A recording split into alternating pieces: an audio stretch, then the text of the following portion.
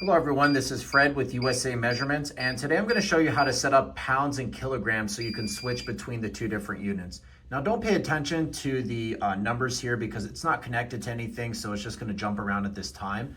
But let me show you the problem here, is that if you wanted to hit the unit button to switch from pounds to kilograms, it should work. So what we need to do is hit the switch and the print button at the same time. And if done correctly, you'll see F1. Then we're going to hit the store button to toggle to F3, and we're going to press print to confirm. From here, we want to toggle through our settings by just hitting the print button.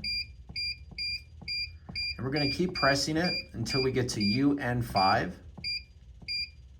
So UN50, we want to change this to the number 1 by hitting the store button, and then we're going to press print to confirm. From here, to exit out of the parameter settings, we hit the check button, and this will take us back to our weighing mode.